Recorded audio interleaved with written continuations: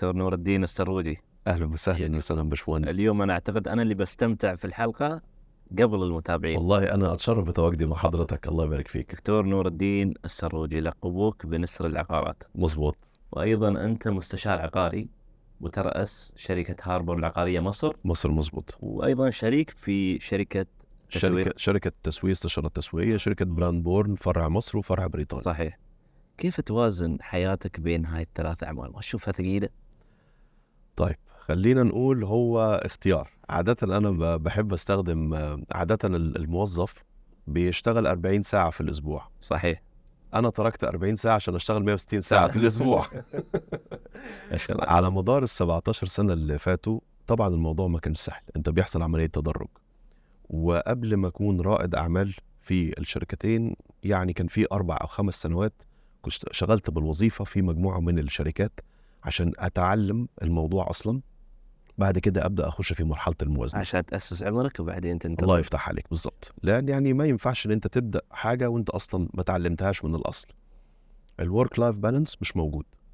هذه اللي انت هتسيب حاجه عشان تاخذ حاجه ثانيه، عشان تضحي، ويقول لك بس يا هتضحي تضحي بحاجه. بمال او وقت.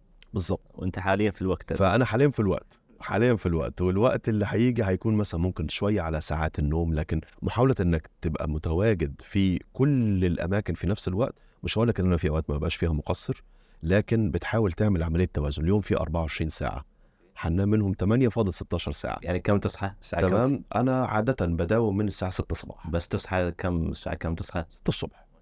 يعني عاده بيكون 6 الصبح ببدا يومي، مع خلي بالك فروق التوقيت. حلو يعني حلو. ما بين دبي، ما بين القاهره، ما بين لندن. تنقلاتك بين البين. الله يفتح عليك. بالضبط. اعمالك ومجالاتك اللي انت تشتغل فيها ولا السوق اللي انت تعمل فيها. مظبوط. زين دكتور، شو قصه تاسيس هاربر العقاريه مصر؟ اكيد لها قصه ممتعه للغايه، لان هي كمان موجود فيها شخص انا يعني بعزه وبقدره، وهو اخ عزيز وغالي وقيمه وقامه، دكتور مهند الوادي. ذب العقارات. يعني انا في التريتوري بتاعته هنا دلوقتي. حلو جميل.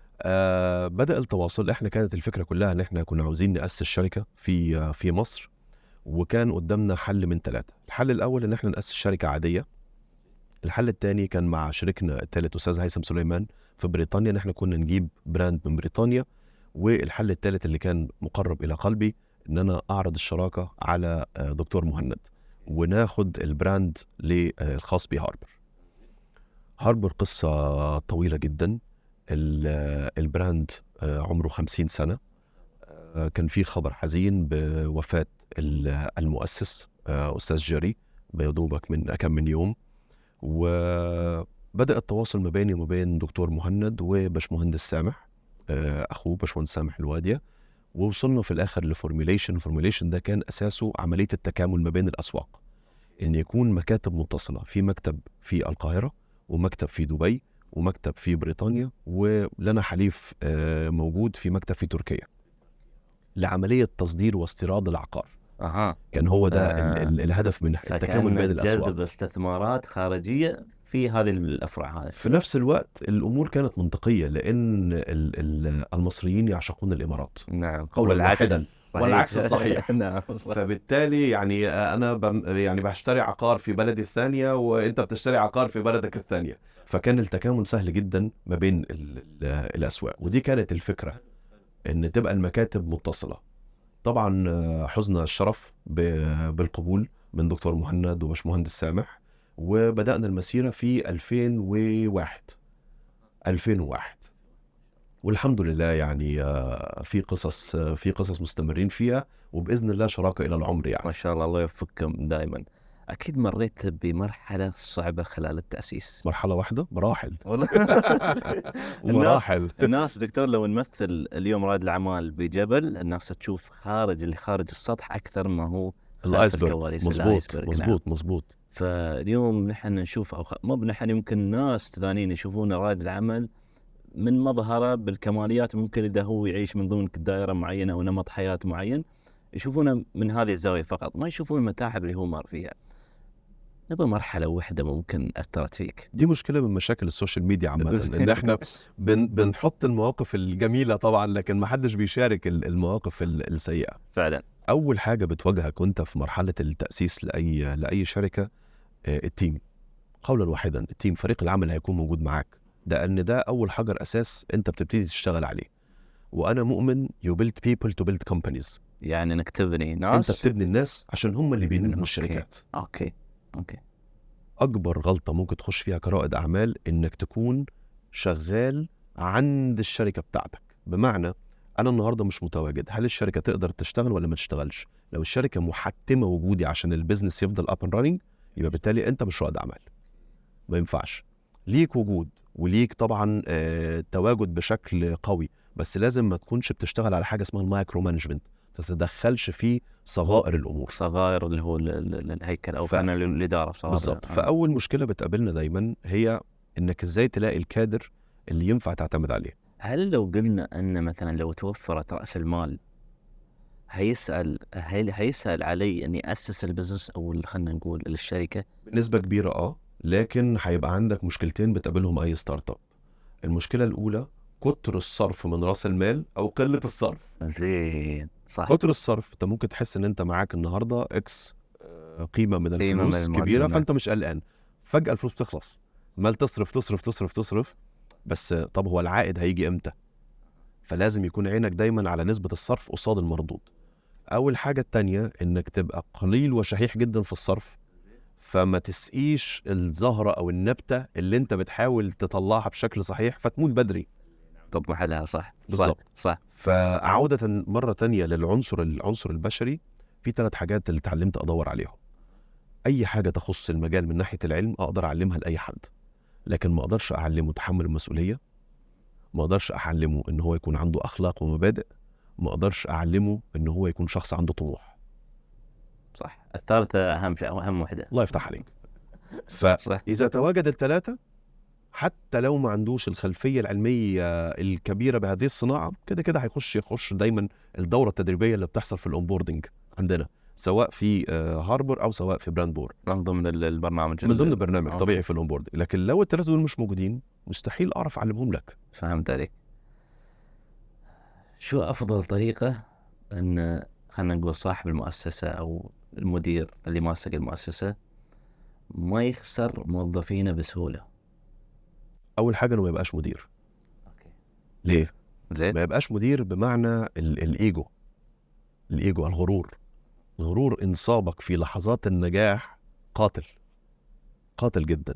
فأهم شيء إن أنا أكون، يعني حتى دايما إحنا بنستخدم لفظ، أنا بحب أستخدم لفظ زمايلي،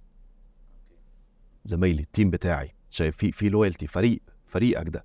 فطول ما التيم بتاعك حاسس إن أنت بتخاف على مصالحه، بتفكر فيه زي ما هو بيفكر فيك، بتحاول تخلق له بيئة عمل متزنة، عارف ان انت بتوفر له ادوات معينه عشان الثواب والعقاب. يعني دايما نتفق على السكوب اوف ورك والكي بي ايز. نعم، مؤشر الاداء انت مطلوب منك تحقق من 1 ل10، قصاده 1 ل10 دول انت بتاخد مقابل معين.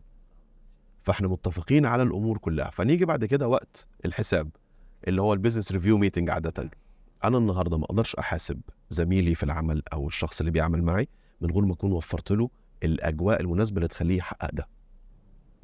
من ناحيه مهام، من ناحيه بيئه، من ناحيه مهام، من ناحيه بيئه عمل، من ناحيه عائد مادي مجزي، والامتيازات والاشياء. لان في غلطه، احد الاخطاء اللي انا وقعت فيها من قبل، كان في البدايات، من اذكر الموقف ده من 10 سنين مش هنساه. كان في اجتماع، والاجتماع ده انا انفعلت فيه وقلت لهم يا جماعه انا بنام 4 ساعات و5 ساعات وبعمل كذا وكذا وكذا وكذا وكذا. واحد رد عليا منتهى الادب، قال لي بس للاسف احنا مش انت. وقتها انا انفعلت من الرد، بس النهارده رده صحيح فعلا. احنا مش كلنا امكانياتنا زي بعض، ده رقم 1. رقم 2، ما يخاف على المال غير صاحب المال. هو في الاول في الاخر دي شركتي انا. فده اخذنا الجزء تاني، ان مع الوقت في ناس بيأسسوا معاك الشركه وبيتعبوا معاك جدا، بيقعدوا معاك 5 سنين 6 سنين 7 سنين ويظلوا معاك. نعم. الناس دي مع الوقت لازم تبتدي ان انت تحسسهم ان هم صحاب مال، عن طريق بقى ايه؟ اديهم ايكويتي في الشركه. حتى لو ايكويتي صغيره، هيبتدوا يحسوا مع الوقت ان هم بقوا شغالين في بيتهم، ملكهم هم، وهم يستحقوا هذا الرصيد، لان هم ضيعوا 7 سنين من عمرهم معاك في التأسيس. من التأسيس وظل معك. نعم. ففي حاجات كتير قوي هنكتسبها من الكتب، وفي حاجات هتبقى مهارات حياتية. مهارات حياتية.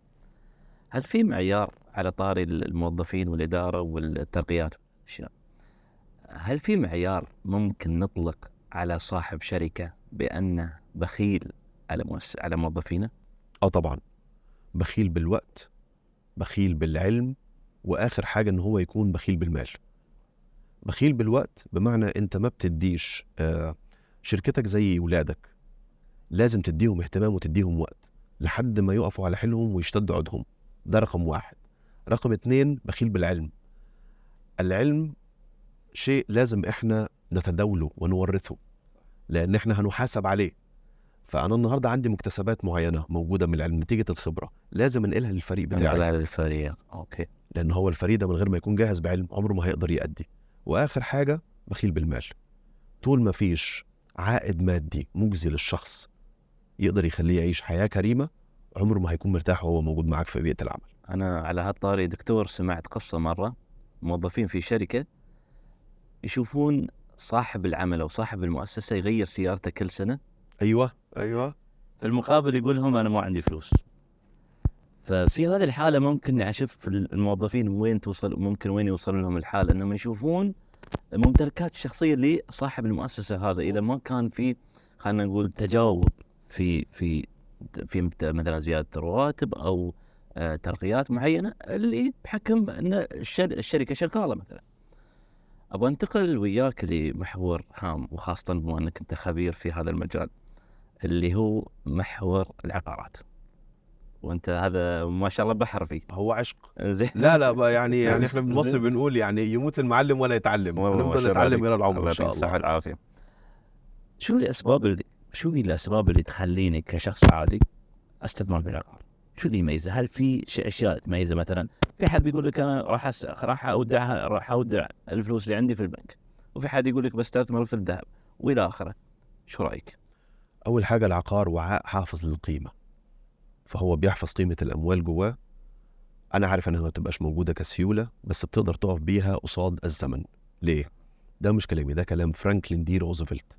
العقار هو أأمن استثمار إذا تم انتقاؤه بعناية، سداد قيمته بالكامل، لا يمكن سرقته أو حمله. حدش يجي يشيل العقار ويمشي. صحيح.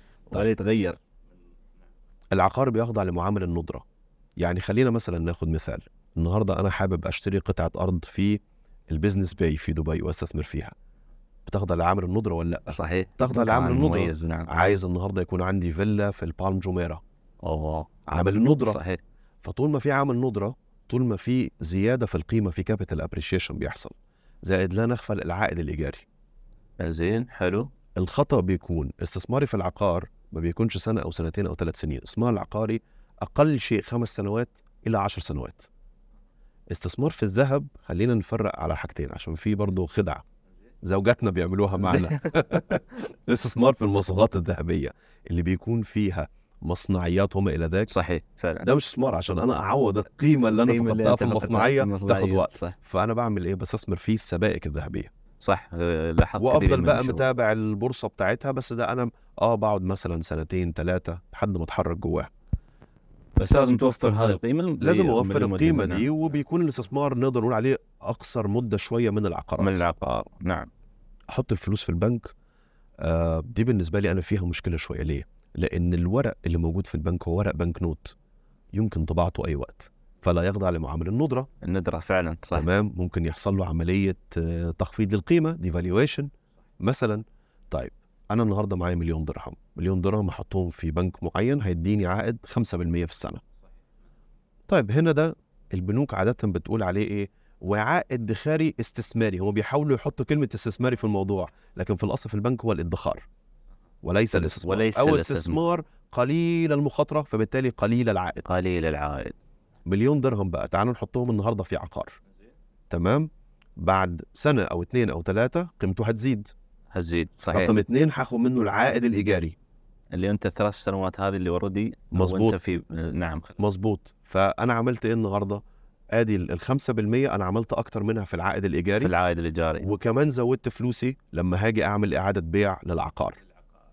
فهي ما فيهاش صواب وخطأ، على حسب انت الفلوس اللي معاك قد ايه، تقدر تستثمر ولا لا. الاستثمار لو دخل عليه عنصريه يبوظوه.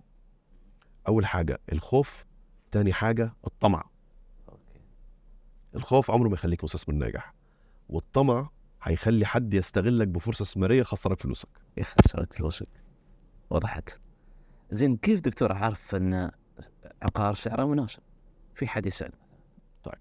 اول حاجه لازم يا اما تستشير بمستشار عقاري هو فاهم في المجال بشكل كويس جدا وشغال في المنطقه دي او في الدوله دي، فيقدر يطلع لك تقارير بنسميها تقارير السوق المقارن. زين. تقارير السوق المقارن بتقول ان هو بيروح الوسيط العقاري او الخبير العقاري يعمل دراسه على متوسط الاسعار في المنطقه دي. في المنطقة. ودي احد اهم المميزات الموجوده في اماره دبي، تحت اشراف طبعا مؤسسه تنظيم العقار واداره الاراضي والاملاك. ان انا النهارده عندي مؤشرات الشفافيه، انا اقدر اطلع على كل البيانات الخاصه بالعقارات الموجوده، اعرف اسعارها بسعر تنفيذ اليوم. زائد كمان مثلا في احد المواقع موجود اقدر اشوف منه العقارات تحرك سعر القدم من 2010 و2012 لحد 2023 من سنوات قبل. فتقدر تعمل دراسه، تقدر تعمل فوركاستنج، تقدر تعمل توقع. صح، توقع ده مش موجود برضه في اسواق تانية، او مش بالسهوله انك توصل له في اسواق تانية، ومن هنا تقدر تتاكد ان سعر العقار مظبوط وحقيقي. صحيح فعلا. بنتقل الى السوق العقاري المصري. السؤال المشهور عند المستثمرين واللي علمتني اياه. الله يحفظك يا رب. اكيد مر عليك مستثمر يسالك هالسؤال: شو اللي يخليني استثمر في مصر؟ مظبوط. طيب تعلمتنا اياها على دبي. الله يحفظك. مظبوط. مظبوط. ايه اللي يخليني استثمر في مصر؟ خلينا اديك مجموعه اسباب، بس قبل الاسباب خلينا نشوف ندرس الحاله اللي كانت موجوده.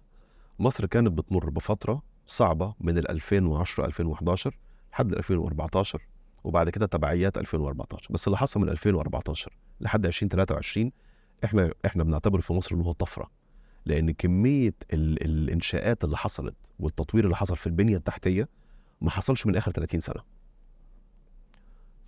وهنا هستشهد بكلمه من انا بحبها جدا من كلمات دكتور مهند الواديه: استثمر في مدينه تستثمر في نفسها. يا سلام، فعلا. فتعال نقيم ده، نحطه دلوقتي على مصر. تم رفع كفاءه شبكه الطرق والبنيه التحتيه بشكل رهيب، وفي عمليه وصل ما بين من اول اسكندريه لحد اسوان. فالنهارده ده معناه ان احنا كان دايما عندنا مشكله ان لما بروح اعمر مدينه جديده او بعمل تجمع سكني جديد صعوبه الوصول، التنقل والمستخدمين صعبين. ده رقم واحد. رقم 2 العوائد.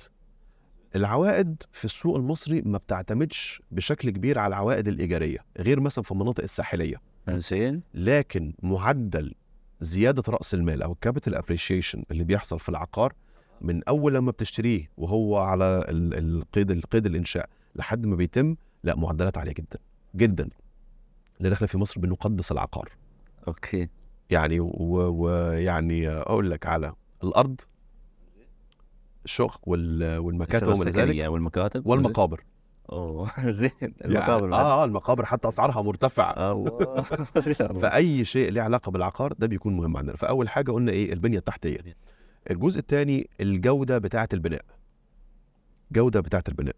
الكود المصري للبناء من اقوى الاكواد الموجوده، والاشتراطات بتاعته مش سهل قوي ان اي حد يخش يتعامل فيها. قدره المطورين، يعني احنا مثلا عندنا منطقه زي العاصمه الاداريه. صح، هذه المنطقه الجديده. المنطقه الجديده ودايما اللي بيشاع ان الدوله هي اللي عملتها. لا، هو الدوله طرحت اراضي في منطقه واحده في العاصمه الاداريه كلها اسمها الداون تاون، فيها 400 مطور قطاع خاص. ما شاء الله ما شاء الله. 400 مطور قطاع خاص. تعال بقى نروح على الطفره المحبوبه الى يعني احد الجورز في صناعه العقارات على مستوى العالم، محمد العبار. هذا بيك عليها. انا كنت جايينك عليها. ايوه. انا بسالك قبل ما اتكلم او تكمل حديثك، شو اللي يخلي اكبر مطور اماراتي اليوم يدخل السوق المصري بشراسه؟ انا هقول على اللي هو قاله مش اللي انا بقوله. هو حقق عوائد استثماريه مرتفعه جدا ويكاد يكون ما تعرضش لاي خساره من ساعه ما دخل السوق المصري. اعمار العقاريه. اعمار مصر حققت كميه مكاسب رهيبه، كسبت المستثمرين ورفعت مستوى جوده صناعه العقار في مصر. وده خلى منطقة الساحل الشمالي النهاردة بتنافس الأسواق الأوروبية من ناحية الجودة، من ناحية الكفاءة، من ناحية المجتمعات اللي موجودة ككوميونيتيز انك تقدر تتواجد فيها والعوائد. هل هي تركيز دكتور على خلينا نقول المجتمعات السياحية أو اللي ممكن تكون مخصصة للسياحة أو في المناطق السياحية ممكن تكون؟ خلينا نقول برضو الطبيعة الجغرافية، مصر 1,000,000 كيلومتر مربع، نعم فعلا مقسمة على بحرين، تمام، فحجم التنمية رهيب. زائد كمان وسط خلينا نقول القاهرة، غرب القاهرة وشرق القاهرة فيهم برضو عمران كبير جدا بيحصل، بس كل واحدة فيهم ليها طبيعة وليها سوق منفصل. يعني الساحل الشمالي النهاردة بقى بيخضع لمعامل الندرة، لأن الساحل الشمالي المصري من العريش ورفح شرقا إلى السلوم غربا، في عندنا هيبدأ عملية إعمار في مدينة العريش الجديدة، فدي فرصة على البحر الأبيض. هنيجي بعد كده عندنا المنطقة بتاعت العلمين تقريبا شبه اتعمرت خلاص، ففاضل الموجود ما بين العلمين وما بين مرسى مطروح. فاللي ملحقش يمتلك عقار على البحر الأبيض في مصر في الساحل الشمالي بعد فترة مش هيلاقي، هيصير معامل ندرة. هو خلاص بقى موجود، الأراضي نعم تقريبا نعم. 90% منها اتباع لمطورين، فاللي ما عندوش بيت على البحر مش هيبقى عنده بيت على البحر. نفس القصة هتلاقيها بتحصل على الساحل الشرقي في البحر الأحمر. طيب تعال بقى نروح لغرب القاهرة، مدينة الشيخ زايد وزايد الجديدة وما إلى ذلك، كل دي مجتمعات سكنية وفيها خدمات الميكس يوز. مع انتشار الجامعات اللي موجودة في عموم مصر كلها واستقدام الجامعات الأجنبية، ده خلق برضو بيئة تانية محتاجينها لسكن الطلاب عن طريق المشروعات دي، فبدأ يرجع يرتفع عندنا معدلات الإيجار. فاحنا لو هنقول المعدل داخل القاهرة النهاردة تتكلم فيه عوائد رجالية 4.5%. اللي تشالنج اللي دايما الناس بتواجهني بيها قيمة العملة. هذه اللي قيمة العملة أنا يعني بص الحوار بتاعنا صريح. ما شاء الله عليك. الحوار بتاعنا صريح، فلن أخجل إن أقول لك المميزات والعيوب. ما شاء الله عليك أنت دكتور. موضوع الدولار وارتفاع القيمة مقابل الجنيه، اليوم في ناس أو خلينا نقول ناس اشترت عقارات بالقيمة القديمة، صح، وتبي أظني سمعت أن حاليا يبيعونها بالقيمة القديمة مع وجود أسعار جديدة مثل ما اللي هو للفروقات العملة راح يسبب فروق. شو رأيك فيها؟ المشكلة هنا في اختياره للمستشار العقاري اللي هو تعامل معاه، دي أزمة، وفي عملية تطوير وتحسين ليها عشان نقدر نوصل لمستوى الوساطة العقارية اللي موجود في دبي عن طريق التقنين والتصنيف للوسطة وما إلى ذلك. فلازم وانت بتشتري العقار في مصر استعين بمستشار عقاري خبير في المجال، ولا يخفى عليكم انه لازم يكون من مستشارين هاربور. اوكي. الله يعطيك الصحة والعافية، بالعكس احنا نثق فيك دكتور. الله يحفظك يا رب. خير. ليه؟ لأن النهاردة في ناس كتير زي ما في ناس اشترت بالعملة، معدلات زيادة أو ارتفاع قيمة العقار كانت أعلى من انخفاض العملة لو تم شراء العقار ده بعناية. والله يعني أقول لك على حاجة، النهاردة قيمة العملة بتقل مع الوقت. نرجع تاني لمحمد العبار، ليه ما زال مستمر؟ فعلا نتيجة انتقائه للعقار أو للمنطقة اللي هو بيستثمر فيها، رقم واحد. رقم اتنين، هو عارف إزاي هيقدر يعمل عملية تطوير للعقار نفسه. كان ما شاء الله مصر، حتى في حديثه اللقاء الأخير كان في إحدى التلفزيون، مظبوط، ما شاء الله كان مصر أنه لا راح يستثمر أكثر في هذا في السوق العقاري المصري. هو احنا بدأنا في فيلات في المشاريع الخاصة مثلا بإعمار مصر النهاردة، فيلات ب5 مليون وب6 مليون، النهاردة قيمتها ب60 وب70، وفي فيلات في 10 فيلات، 10 على ما أذكر 10 أو 20 فيلا، يعني الرقم ممكن مش حاضرني قوي، كان ثمنها 150 مليون جنيه اتباعوا في 48 ساعة. هي مش الفاخرة أتوقع العالم أعلى من الفاخر، ألترا لكجري. بس احنا في عندنا مشكلة، ودي اللي احنا بنحاول نحلها، عملية تسويق وعرض السوق المصري. العرض، فهذه واحدة من التحديات، وممكن تكون جانب من المقترحات اللي ممكن تعالج مظبوط، أو خلينا نقول تطور نمو السوق. تطور نمو السوق. زائد طبعا بقى موضوع البريكس ده بالنسبة لنا، يعني ده ليه حلقة لوحده، بس ده هيعمل طفرة في الثلاث بلاد اللي هم بيمثلوا 60% من اقتصاد الدول العربية، الإمارات العربية المتحدة، المملكة العربية السعودية، ومصر. راح خلينا نقول راح يضيف توقعاتك بالإضافة اللي راح ينتجها هذا الدخول للثلاث دول. أول حاجة في التكامل اللي حصل ده هيخلي عمليات التداول الاقتصادي في الصادرات والواردات يكون أسهل وأسرع. التخلي عن استخدام الدولار داخل دول البريكس هيخفض شويه من الاعباء اللي موجوده على الدول تجاه الدولار، لان لا يخفى عليك وحضرتك استاذنا يعني الدولار ما عندوش غطاء ذهب من خدعه نيكسون. فبناء عليه هو عمليه الربط جايه بالاتفاق البترودولاري. صحيح. فلو احنا النهارده انا بستورد من الامارات العربيه، او بستورد من المملكه العربيه السعوديه، او بستورد من البرازيل، او بستورد من روسيا بسله عملات داخليه، او بالجنيه المصري، او بالدرهم الاماراتي، هبتدي الطلب على الدولار يقل، فتبتدي الاقتصادات تشم نفسها شويه. اها جميل. اليوم سمعت انا واحد من الشباب المصريين ان في بعض الشركات عندكم في مصر وخاصه في العاصمه الاداريه صاروا يبيعون مساحات مكتبيه مع التكفل بتاجيرها. مظبوط. شو رايك في هذا النوع من الاستثمار؟ استثمار ناجح لو عرفت حاجتين. اول حاجه سمعه المطور العقاري، الملاءه الماليه بتاعته. رقم 3 مين شركه الاداره. يعني احنا بنشرف ان احنا معنا احد المطورين احنا بندير له المشروعات بتاعته. شركه اسمها شركه DIG، عندها 4 أو 5 مشروعات. هاربر العقاريه هي اللي ان شاء الله باذن الله في حين استلام الوحدات احنا اللي هنقوم بالتاجير وعمليه الاداره ليها ان شاء الله. فتنصح دائما اتبع الشركه اللي بتدير العقار هذا. وهم هتلاقي الثلاث الكبار JLL، سافيلز، ونحمد الله هاربر. ما شاء الله عليك، الله يوفقك. الله يبارك فيك يا رب. ابغى انتقل الى سوق ابو ظبي ودبي العقاري. ابغى ميزه لكل سوق تشوفه من رايك بحكم انك خبير عقاري. سوق دبي وسوق ابو ظبي الاثنين موجودين تحت براند اسمه الامارات العربيه المتحده. ايه. انت بتتكلم مع براند، فده اول ميزه مكتسبه للسوقين. تمام. طيب سوق دبي سوق سريع جدا، تنافس فيه عالي جدا جدا جدا، فمحتاج ديناميكيات مختلفه شويه عن سوق ابو ظبي. سوق ابو ظبي انا مقتنع ان هو السوق القادم، سوق صاعد بقوه كبيره جدا.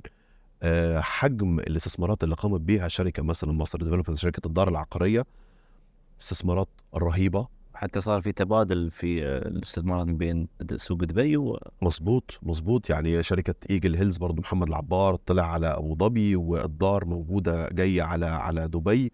ففي عمليه تكامل. فرص التنميه والتطور اللي موجوده وعمليه الاعمار في ابو ظبي كبيره. احنا بنتكلم على 86% من مساحه الامارات العربيه المتحده. فالساحل وطبيعه الجزر اللي موجوده، تكوين الجزر اللي موجود في ابو ظبي تكوين فريد جدا.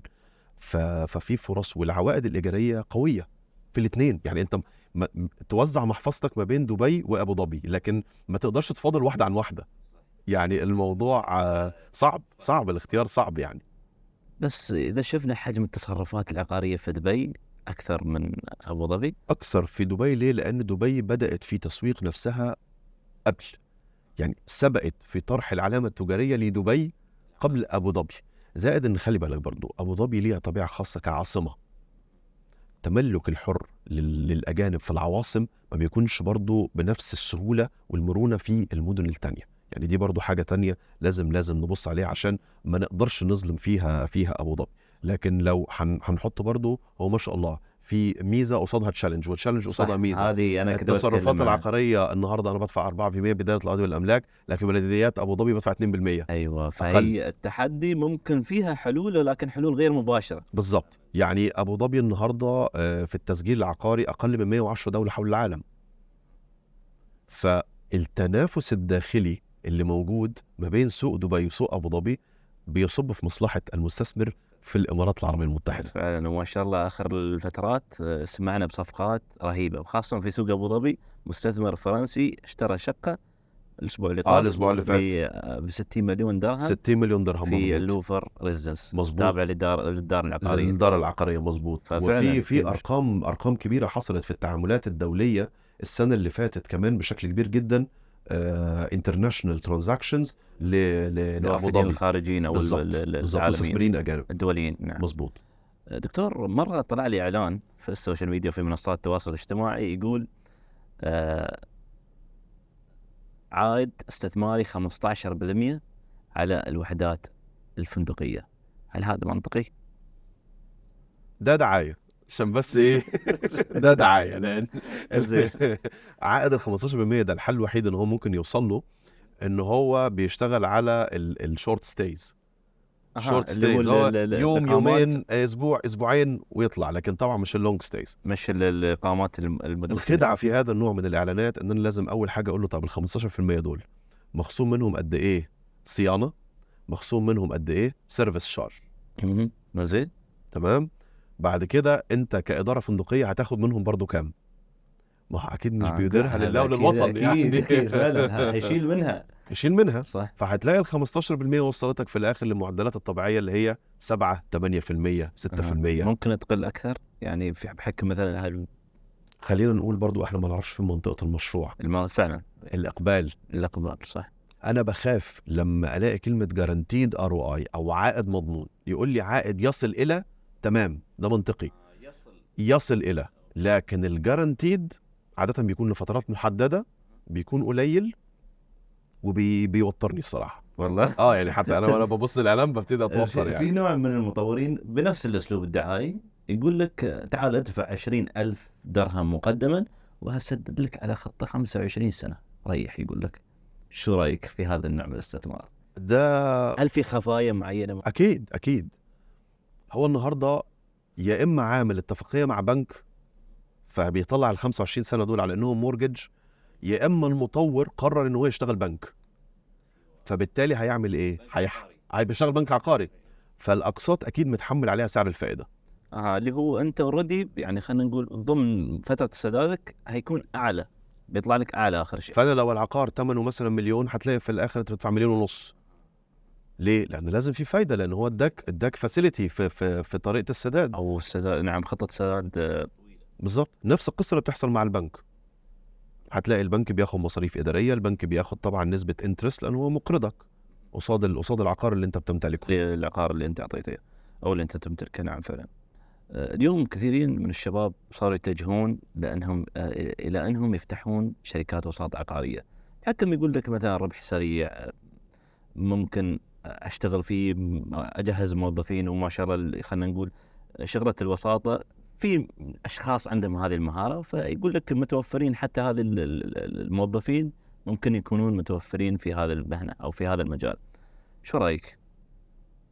اول حاجه هي مش مكسب سريع خالص، ابدا. تاسيس بروحه هذا محتاج. اول ترانزاكشن انت ممكن تعمله، انت ممكن تكون محظوظ تعمله اول 3 شهور، بس الطبيعي انك تقعد 6 شهور عشان تبيع اول بيعه. زين. فهنا مفيش مكسب سريع في الموضوع ده، رقم 1. رقم 2، تاسيس الشركات بيكون فيه مصروفات. صح فعلا. فهتلاقي النهارده انت باصص اوكي والله انا حصلت عموله مثلا 100,000 درهم، بس ده مش كله داخل جيبك. طلع في منه مصاريف بقى، في مصاريف، طلع صح. الإيجار، طلع اليوتيليتيز، الرواتب بتاعت الإداريين، الموظفين، التسويق. فأنت في الآخر بتصفي كم؟ صح. كم العادة دكتور يكون الرينج؟ خلينا نقول إذا شركة متأسسة توها جديدة، ممكن بروفيت أو خلينا نقول هامش ربح كم راح يكون؟ خلينا نقول النورم أو الطبيعي مثلا. لو تسمح لي، لا أنا مش هقول على البروفيت، أنا هقول على حاجة تانية يخلوا بالهم منها. إمتى هيوصل للبريك إيفن؟ النقطة اللي هو ما بيضخش تاني فلوس من جيبه. متى؟ تمام. عادة في شركات بتاخد فيها 6 شهور تعمل بريك ايفن، في شركات تانية ممكن تقعد 1 وسنتين، في شركات تالتة ممكن تقعد لحد 3 سنين أو 4 سنين ما تعملش أرباح، هي في مرحلة البريك ايفن. يعتمد على شو دكتور؟ بيعتمد على نسبة التكاليف الموجودة داخل الشركة، هو حساب مصروف التكاليف شكله عامل ازاي قصاد الدخل، التوسع اللي هو بيعمله، نوع الصناعة أو نوع المنتج اللي هو قرر يشتغل عليه، يشتغل سواء كان سكني إداري، تجاري، صناعي، وأي نوع من أنواع السكني. يعني ممكن هو يقرر يشتغل نيش ماركت، الحاجات الألترا لاكجري والفاخرة، الفاخر جدا. في ممكن يشتغل على الأفوردبل، بس الأفوردبل الكوميشنز بتاعه قصاد الثمن الوحدات ما بيكونش عالي. فكل نوع أو كل شركة ليها طبيعة خاصة. دكتور، بعض الناس صاروا يفسرون الارتفاع بأسعار العقارات في السوق دبي العقاري بأنه فقاعة. هل هذا المصطلح موجود اقتصاديا؟ المصطلح موجود اقتصاديا، وبنتسأل السؤال ده كل يوم في الداود ده. فخليني أحكي لك قصة نعرف منها إزاي هيحصل، هل في فقاعة في دبي أو ما فيش فقاعة. 1611 تأسست أول بورصة في أمستردام، تمام؟ وأول فقاعة اقتصادية حصلت سنة 1637 في هولندا في أمستردام برضه، كانت اسمها التوليب مانيا. كان في مشكلة نتيجة زهرة التوليب. زهرة التوليب كانت بالنسبة لأوروبا زهرة جاية من آسيا مش متداولة، محدش يعرف عنها حاجة، فدايما كانت الأسرة الأرستقراطية حابة إن هي تقتنيها، لحد ما بعد كده بجيه نوع تاني فوق تحت الأسرة الأرستقراطية اللي هم كانوا أغنى طبقة بعد الأرستقراطيين، التجار في هولندا، كانوا هم كمان عاوزين يمتلكوها. فالإقبال حصل بشكل كبير جدا جدا جدا. بدأت الناس تقترض من البنوك عشان تمتلك زهرة توليب في البيت عندها. جه في وقت من الأوقات الفلاحين في هولندا اكتشفوا ان هم عن طريق البذور اللي موجودة جوه الزهرة يقدروا ان هم يزرعوها. لما زرعوها صاب التوليب نوع من انواع الفيروس، خلى فيه خلل جيني، فظهرت بألوان مختلفة وحصل فيها نوع من انواع السترايبس كده، فتعلعوا زهرة جديدة بقت كل الناس عاوزة تمتلكها. الناس أخذت قروض أكتر، قروض شخصية، بدأ يطلع سندات، لدرجة إن في 1636 دخلت الزهور التوليب داخل البورصة كمنتج للتداول. إيه اللي حصل؟ إقبال عنيف جدا على السوق لامتلاك التوليب دي، تم عملية المضاربة وخلق إقبال وهمي عليها. حصلت أول فقاعة اقتصادية 1637. تعال نشيل التوليب ونحط العقار. طيب أول حاجة إحنا ما فيش سهولة عنيفة في إن أنا آخد قرض النهاردة تمويل عقاري. فعلا كتمويل عقاري فعلا الموضوع مش سهل بالمرة، تمام؟ فده أول حاجة تحميك من الفقاعة العقارية. الحاجة التانية ارتفاع وهمي في سعر السوق. لا، الارتفاعات كلها ارتفاعات تدرجية. ولو رجعنا لل 2013 2014 شفنا الأسعار مع معامل التضخم اللي موجود، هتلاقي إن لا، إحنا ما زلنا في سيف اريا. طب رقم 3، هل الإقبال على دبي إقبال غير حقيقي؟ مستحيل، مستحيل. ده نسبته بإيه؟ تعال نشوف الترافيك اللي في الشوارع، تعال نشوف الترافيك على مطار دبي شكله عامل إزاي، كمية الناس اللي بتكون موجودة. تعال النهاردة نشوف الناس اللي بتحاول تلاقي وحدات للإيجار، والنهاردة بقى في، طب هو العرض والطلب شكله عامل إزاي؟ في إقبال. حتى من دول خلينا نقول مثل الصين اليوم كانوا مسكرين حدودهم بخصوص موضوع جائحة كورونا، والحين ما شاء الله مع إعادة الفتح الحدود بدأوا المستثمرين خلينا نقول أو الأشخاص الصينيين يستثمرون. حتى شفت مؤشر أو نسبة ارتفاع خلينا نقول 3 أضعاف في مشاريع عمار العقارية اللي يستثمرون فيها أشخاص صينيين. مظبوط مظبوط. فأنا عندي 3 عوامل النهاردة يقولوا لي هل هيحصل فقاعة ولا لا. أول حاجة العرض والطلب، ده رقم 1. رقم 2 ارتفاع القيمة. هل ارتفاع القيمة وصل لحد خيالي؟ لا، لأن أنا ما أقدرش النهاردة أقيم على مثلا البنت هاوس اللي ب 750 مليون، لأن ده هو عقار 1 أو 2، وعادة ده بنسميه تروفي هاوس، اللي بيمتلكه مش بيمتلكه عشان خاطر يستثمر فعلا، ده عايز يخش نادي المليونيرية أو المليارديرية مش أكتر يعني. صح صح تمام. الحاجة الثالثة، هل الإقبال وهمي؟ لا، الإقبال مش وهمي، بدليل إن بيحصل عملية توسع والكثافة السكانية عمالة بتزيد. صح فعلا. لاحظنا حتى هذا خلال خلينا نقول حياتنا اليومية نلاحظ هذا الشيء. مظبوط فعلا. لو رحنا للتسويق العقاري، وأنك أنت ما شاء الله حاصل على دكتوراه في التسويق والتحول الرقمي. الله يفتح عليك. مظبوط. الله يقويك إن شاء الله. هل من الأخلاقيات الترويج لمطور عقاري سيء السمعة؟ لا.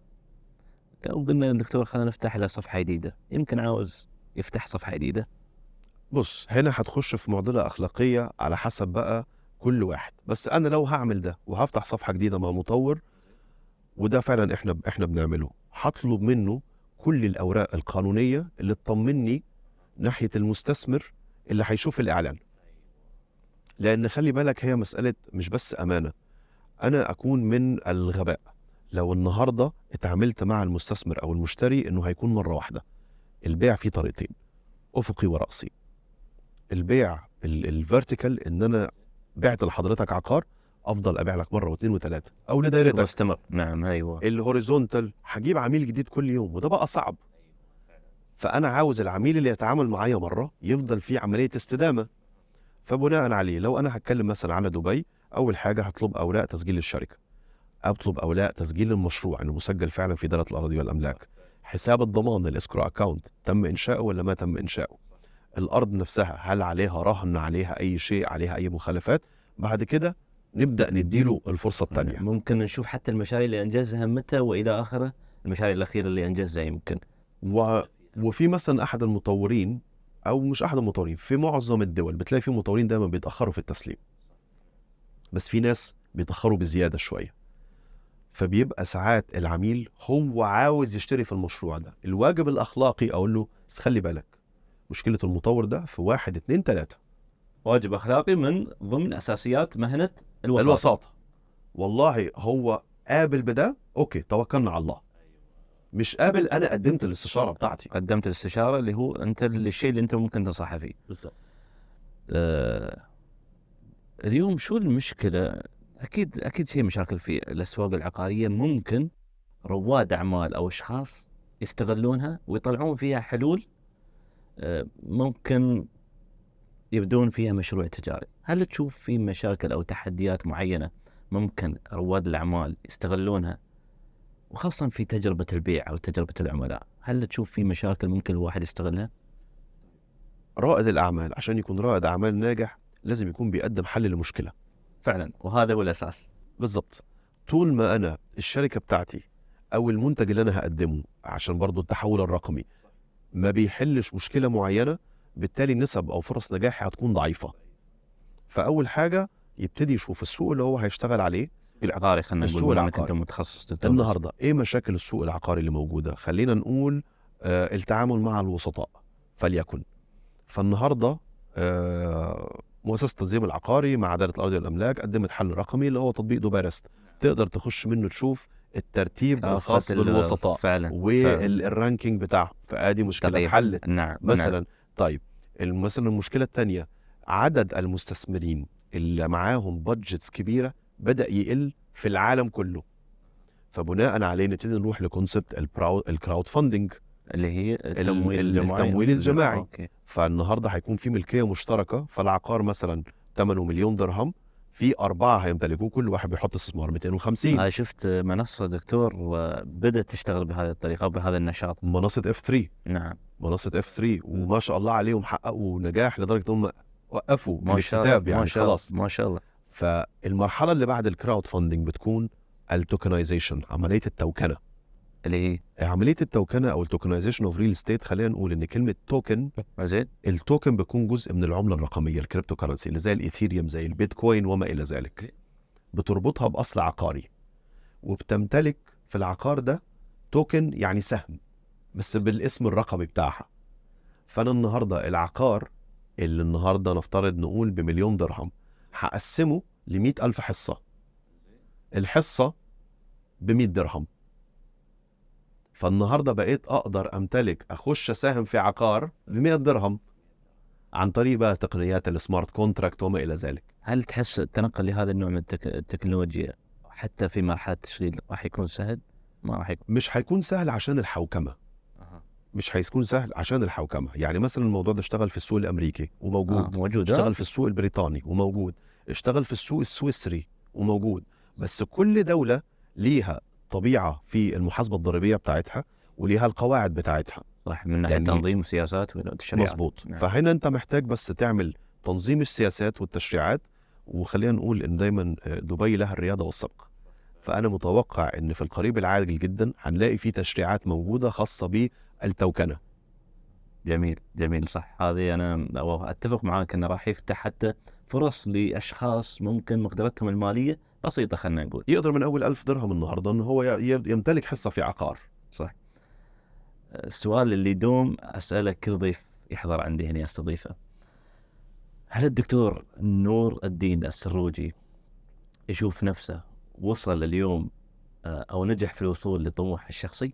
خالص، لسه عدك الرحله لسه طويله. انا ما زلت بتعلم، عندي ليرنينج كيرف، في محطات هامه في حياتي بالنسبه لي بشكل شخصي، لكن الوصول لا لسه بعيد كمان. ما شاء الله عليك، الله لسه يقويك بعيد دكتور. كمان. انا استمتعت في الحديث اليوم معك الله في يبارك هذه فيك. انا اللي السوالف، استمتعت حقيقي والله. وان شاء الله اكيد ان لنا لقاءات ثانيه، إن شاء ولقاءات الله. ان شاء الله تكون فنيه اكثر في مواضيع مختلفة أكثر إن شاء الله. اتمنى اتشرف. شكراً جزيلاً على شكرا وقتك. على الدعوه الكريمه. الله يبارك فيك دكتور. الله يبارك شكرا فيك. جزيلا. شكرا شرفنا جزيلا. فيك. الله يبارك يخليك. فيك. الله يخليك. شكرا.